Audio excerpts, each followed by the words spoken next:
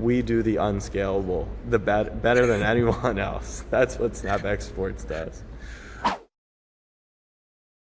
Here's the thing, and as someone who's been in scalable assets, for their career like yourself, I always joke that when I don't know if I could ever, raise money or pitch, venture capital or pitch investors, because the shit that I just believe in the most is the least scalable shit in the world. We're spending $5,000 to fly to South Dakota, and I'm gonna meet 112 people over the next 72 hours.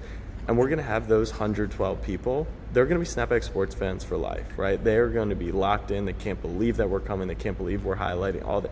And imagine pitching $50 a person. That's not a good business model. When we were talking about, you could gain 7 million followers over the course of the year if you're Bleacher Report.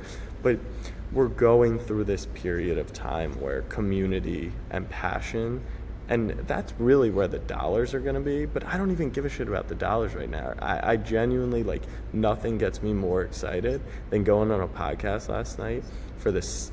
There's these sickos in their basements for the South Dakota State Jackrabbits recording a podcast weekly. They have sponsors talking about this football team in the middle of nowhere. And that's why sports are amazing. No one is doing that for anything else in this world.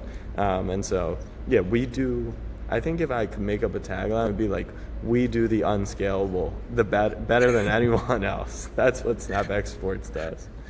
Well, following up on that, I mean, who have been some of the most interesting people that you've met?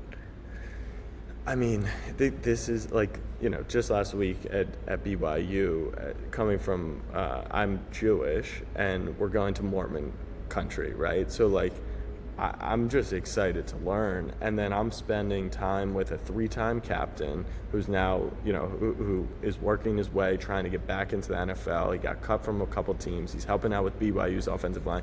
And he's teaching me about Mormons and mission trips. And it's how could that not be fascinating to me? Then we've got, someone who grew up in the South his whole life and then goes to Hawaii, and we talk about going from that culture to the most liberal Hawaiian culture and why he assimilated there and why it makes more sense and why he's so passionate about the game day experience there.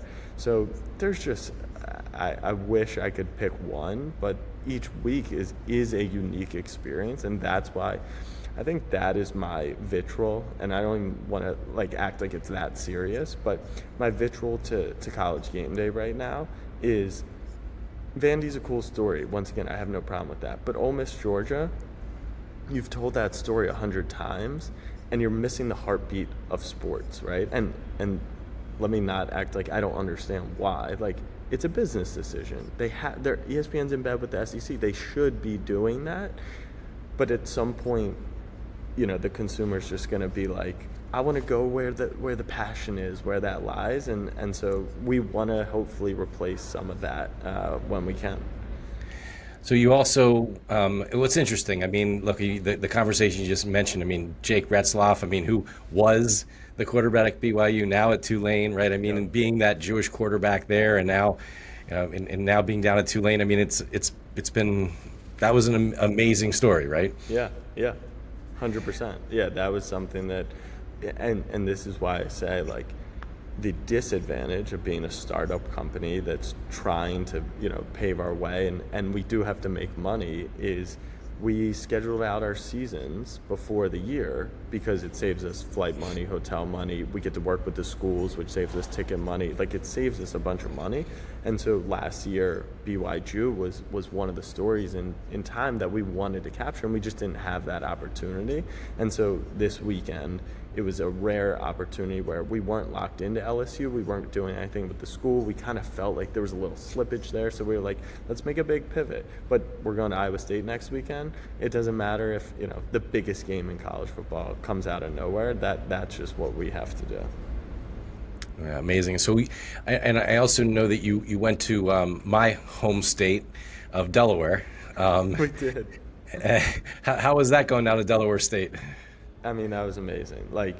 I think the stories that we didn't even maybe do a good enough job telling, but that Desean Jackson came in to the school. He's cleaning his office. He's like mopping the floors in the building because that's just the state of that program. And there's other coaches, Mike Vick, right? And he's got a big NIL budget right now, and there's been other former players. But one of the things we learned right away was like Desean Jackson's coaching the skill players. Clinton Portis is in the running back room. You've got former NFL linemen, calling plays and teaching the trenches. Like, I'm not saying you're going to pick that over Alabama, but you've got some pedigree there that's absolutely qualified. And as Desean said in the interview with him, he's like, I don't even know how many of these elite offensive coordinators could call Andy Reid and say, hey, give this kid a look, right? So, like, the network effect is certainly valuable, and he's all in there. And it was also fun because we went right after DeMercado had dropped the ball at the goal line, so it was trending, and obviously Desean really started that whole thing, back in his playing days. So being able to ask him, okay, now that you're a coach, how does that differ? Like, what's the message? And he was essentially like, I'm a legend. I can do what I want. If you're going to drop the ball at the goal line, go score 100 more touchdowns like I did, which I found to be a funny response. But, yeah, the students and the kids are so bought in there, and it was just cool to experience another unique experience. That's amazing. That's amazing. Well, I also saw that you're going to be a dad soon. I am. That's very exciting. Yeah, it is.